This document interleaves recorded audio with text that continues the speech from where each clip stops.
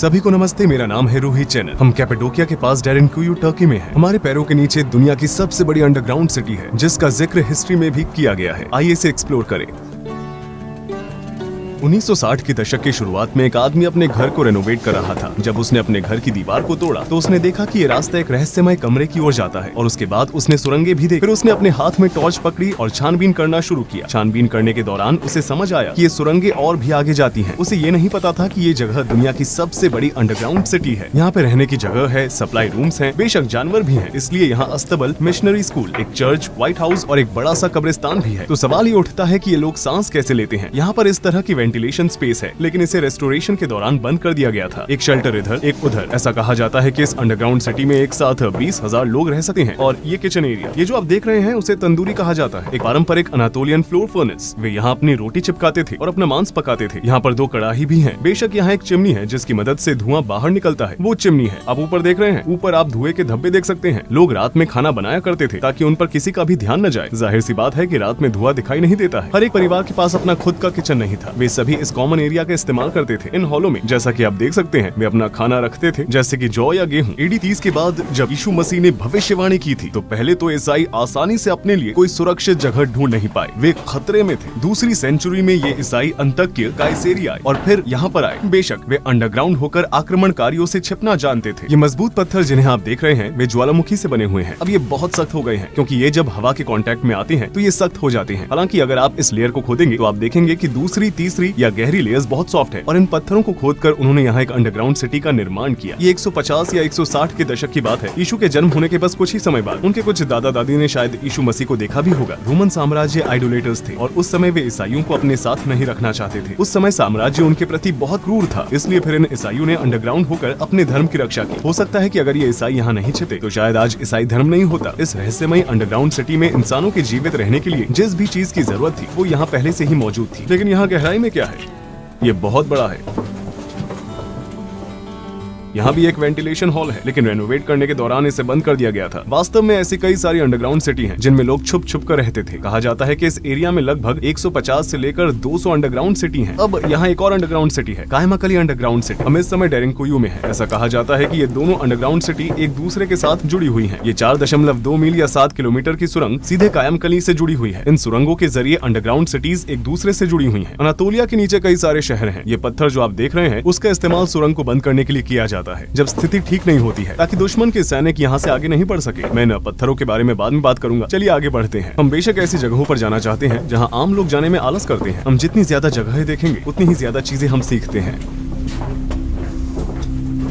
यहाँ पर बहुत सर्दी है। यहाँ का तापमान लगभग 20 डिग्री सेल्सियस है। यहाँ गर्मियों में सर्दी होती है और सर्दियों में गर्मी होती है। जरा सोचिए, उस दौरान दूसरी या तीसरी सदी में लोग यहाँ रहते थे। बेशक अब हम फ्लैशलाइट का इस्तेमाल करते हैं, लेकिन उनके पास फ्लैशलाइट नहीं हुआ करती थी और वे सिर्फ अंधेरे में मोमबत्तियों के जरिए अपना रास्ता तय करते थे। उस समय की स्थिति के बारे में सोचे। कई दिनों और हफ्तों तक लोग इसी चिंता में रहते थे कि कहीं दुश्मन न आ जाए। और हम यहाँ नीचे थोड़ा सा क्लॉस्ट्रोफोबिक महसूस कर रहे हैं। आइए देखते हैं कि ये रास्ता कहाँ तक जाता है। चलिए इसे फिल्म करते हैं। ये रहा मेरा कैमरा। मैं इसे इस तरह शूट करूंगा। बेशक ये बंद था। ये कायमाकली जाने वाली 4.3 मील की सुरंग का रास्ता था। चलिए मैं आपको दिखाता हूँ कि यहाँ पर हवा इतनी साफ क्यों है। 180 फीट या 55 मीटर की हवादार चिमनी जो बाहर से जुड़ी हुई है, उसके नीचे पानी का कुआं हुआ करता था। क्योंकि ये ऑक्सीजन लेने का साधन था, इसलिए लगभग इसके चारों ओर सारे कमरे बनाए गए थे। यहाँ पर रह रहे लोग इस जगह पर पानी पीने और ताजी हवा लेने आते थे। दुश्मन किसी एक वेंटिलेशन पॉइंट को बंद न कर दे, इसलिए 10 से भी ज्यादा वेंटिलेशन वाली चिमनियां बनाई गई थी। अंडरग्राउंड सिटी की गहराई लगभग 280 फीट या 85 मीटर है। मॉडर्न बिल्डिंग्स में एक सामान्य रहने की जगह 2.5 मीटर होती है और रहने की जगहों के बीच की दीवारों की थिकनेस 1.5 मीटर होती है। अगर आप हर एक मंजिल की कुल ऊंचाई को 5 मीटर मानेंगे तो आप इस जगह को 17 मंजिल के बिल्डिंग के रूप में सोच सकते हैं, जिसे अंडरग्राउंड बनाया गया था। क्योंकि यहाँ की मंजिलों के बीच पत्थरों की थिकनेस बहुत ज्यादा है, इसलिए 85 मीटर में सिर्फ 8 मंजिल ही है। यहाँ जानबूझकर सुरंगों को पतला बनाया गया है ताकि दुश्मन यहाँ से गुजर न सके। मेरा मतलब है कि कोई भी सैनिक हथियार लेकर इसे आसानी से पार नहीं कर सकता है। यहाँ पर एक स्लाइडिंग डोर है। इसे रेनोवेशन के दौरान ठीक किया गया था। अगर दुश्मन आता है तो ये टाइल सीधे चौथी मंजिल पर चली जाएगी। ये स्लाइडिंग डोर दुश्मन को नीचे जाने से रोकने में मदद करेगा। ये 660 पाउंड या 300 किलो का दरवाजा है और इसमें यहाँ पर एक छेद है। अब सुरंग की ऊंचाई लगभग 8 फीट या 2.5 मीटर है, लेकिन आप देखेंगे कि ये और भी छोटी होती जाएगी। हम चौथे फ्लोर पर जा रहे हैं, यहाँ पहुँच गए। बात करने के लिए यहाँ पर एक छेद है। फ्लोर्स के बीच 10 इंच या 25 सेंटीमीटर डायमीटर वाले कम्युनिकेशन होल्स होते हैं। मेरे ख्याल से ये दूसरे फ्लोर तक जाता है। अगर आप कुछ कहते हैं तो ऊपर वाले फ्लोर्स पर रहने वाले लोग आपको सुन पाएंगे।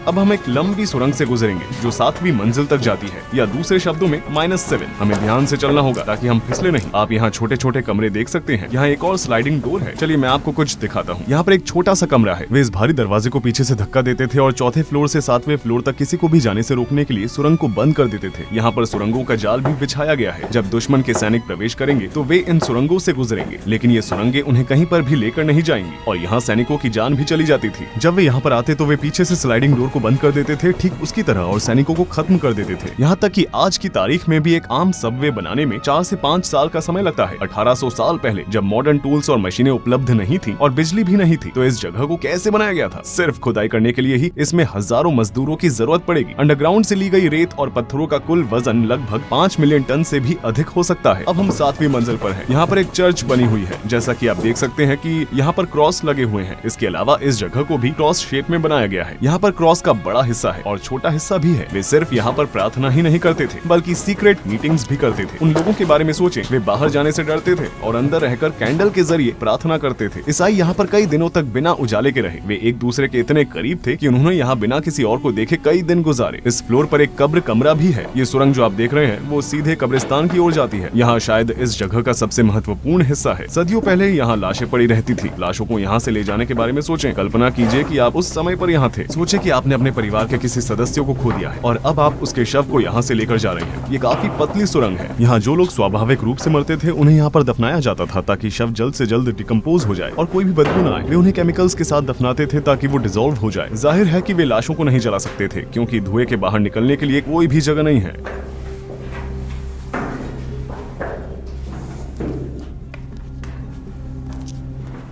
लगता है कि ये रास्ता कहीं जाता है, लेकिन ये कहीं नहीं जाता। ये बंद है। शायद यहाँ पर वो केमिकल्स और टूल्स रखे जाते थे जिसकी मदद से शवों को डिकम्पोज किया जाता था। यहाँ पर एक पानी का कुआं है, लेकिन ये ऐसा कुआं है जो ऊपर से जुड़ा हुआ नहीं है। अगर दुश्मन के सैनिकों को पानी का कुआं मिल जाए तो वे क्या करेंगे? आपने ऊपर बड़ी वेंटिलेशन चिमनी देखी होगी। वे वहाँ से जहर फेंक सकते हैं और सारा पानी बर्बाद कर सकते हैं, क्योंकि ये सरफेस कनेक्शन के बिना वाला एक पानी का कुआं था, इसलिए इसमें से पानी पीना सुरक्षित था। अब हम आखिरी सुरंग में हैं, जो 8वीं मंजिल तक जाती है। बेशक ये जगह का आखिरी हिस्सा है जो हमारे लिए खुला है। इसमें ऊपर एक वेंटिलेशन चिमनी थी, 180 फीट 55 मीटर लंबी। जैसा कि मैंने बताया था, इसकी गहराई इतनी है। आप यहाँ पर कचरा भी देख सकते हैं। अब चलिए उन कमरों में चलते हैं जहाँ लोग रहते थे। आप देख सकते हैं कि यहाँ पर कितने सारे कमरे हैं। मेरा बैग सुरंग के ऊपरी हिस्से से टच हो रहा है। मैं इसे यहीं छोड़ दूंगा। हमें यहाँ पर थोड़ी सावधानी बरतनी चाहिए। इस वीडियो में मैं जो आपको जानकारी दे रहा हूँ वो जेनोफोन की एनाबेसिस किताब पर आधारित है। आइए आगे बढ़ते हैं और देखते हैं कि लोग कहाँ रहते थे। जो टूरिस्ट्स यहाँ पर आते हैं वो आमतौर पर इस जगह पर नहीं आते, क्योंकि यहाँ पर चढ़ना थोड़ा मुश्किल है और फर्श फिसलन भरा है। यहाँ पर छोटे छोटे कमरे हैं। यहाँ पर एक परिवार रहा करता था। जरा उनके बारे में सोचें। वे यहाँ पर रहकर बाहर मौजूद दुश्मन से डरते थे। यहाँ पर भी एक परिवार रहता था।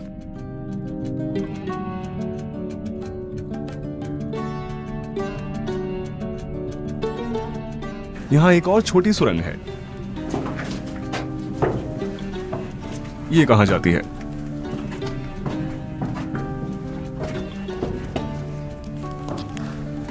यहाँ से गुजरते समय मेरी पीठ पर थोड़ी सी चोट लग गई। चलिए एकदम आखिरी तक जाते हैं।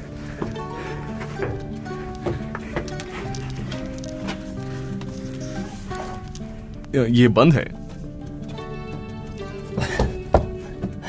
चलिए नीचे चलते हैं।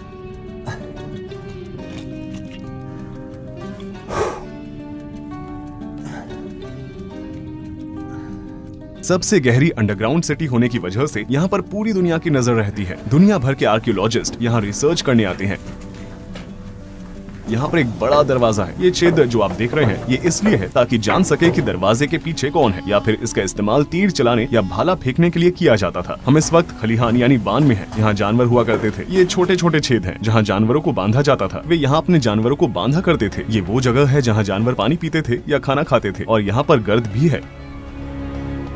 जानवरों को पहली मंजिल पर शायद इसलिए रखा जाता था क्योंकि उन्हें निचली मंजिलों तक ले जाना मुश्किल था। आपने सुरंगें देखी हैं? जानवरों का उनमें से गुजरना नामुमकिन था। उनकी बदबू का टॉप फ्लोर से जाना आसान होगा। ये वो जगह है जहाँ लोग शराब बनाया करते थे। वे अंगूरों को यहाँ पर रखते थे। जैसा कि आप देख सकते हैं, यहाँ पर ड्रेनिंग होल्स हैं। इसी ड्रेनिंग होल से गुजरकर अंगूर इस जगह पर इकट्ठा होते थे। यहाँ पर शराब की बड़ी बड़ी बोतलों को रखा जाता था। वहाँ भी होल्स हैं। यहाँ पर लोग अंगूरों को स्मैश करते थे। अंगूर के रस को इकट्ठा करने के लिए ये एक और जगह है। इस तरह शराब बनाई जाती थी। अब हम मिशनरी स्कूल की ओर जा रहे हैं। वो हमारा आखिरी स्टॉप होगा, बल्कि वो इस स्ट्रक्चर के सबसे महत्वपूर्ण भागों में से एक है। मिशनरी स्कूल में आपका स्वागत है। ये नहाने की जगह है। ईसाइयों का मानना है कि बच्चे पापी पैदा होते हैं, इसलिए वे उन्हें बैप्टिस्ट पूल में नहलाकर उन्हें साफ करते थे और उसके बाद ही बच्चे असलियत में ईसाई बनते थे। जिन लोगों को ईसाई धर्म में बदला जाता था, उन्हें भी यहाँ नहलाया जाता था। ये बहुत ही दिलचस्प जगह है। आप इन आर्चीज के साथ साथ छत की दीवार पर बना हुआ स्ट्रक्चर देख सकते हैं। वे मिलकर एक दीवार बनाते हैं। उस समय में इस तरह का आर्किटेक्चर बनाना बहुत बड़ी बात थी। विद्यार्थी यहाँ बैठा करते थे। शायद ये एक टेबल थी जिसका इस्तेमाल वे पढ़ते समय करते थे। ये वो वाली सीढ़ियाँ चढ़कर पढ़ाते थे। यहाँ वे लेक्चर्स दिया करते थे। इस मिशनरी स्कूल में पढ़े लिखे लोग बाहरी दुनिया में ईसाई धर्म फैलाने की कोशिश कर रहे थे। यहाँ स्टडी रूम्स भी हैं। छात्र शायद यहाँ पर अपनी क्लासेस किया करते थे। आप जिन स्थानों को देख रहे हैं, वहाँ पर जाने के लिए स्पेशल परमिट लेना पड़ता है। केवल 10% ही जा सकते हैं। कुछ अन्य भागों में रिसर्च जारी है और प्रवेश की अनुमति नहीं है। कायसेरी, नीदा और नवे शहर के ट्रायंगल में कम से कम 2 फ्लोर्स वाली 200 से भी ज्यादा अंडरग्राउंड सिटीज हैं। इनमें से कुछ सिटीज मीलों तक चलने वाली सुरंगों से आपस में जुड़ी हुई हैं। आपको ये बात भूलनी नहीं चाहिए कि इन शहरों का इस्तेमाल केवल सुरक्षा के लिए किया जाता था। लोग इन शहरों में वर्षों तक नहीं रहे हैं। वे अपने धर्म की रक्षा के लिए सिर्फ कुछ समय के लिए इनमें रहे हैं। इतिहास और संस्कृति को सर्वोत्तम रूप से देखने के लिए ये बहुत ज्यादा जरूरी है कि हम ऐसे स्थानों को हमेशा बनाए रखें। वीडियो देखने के लिए धन्यवाद। रूही चैनल यहाँ पर था।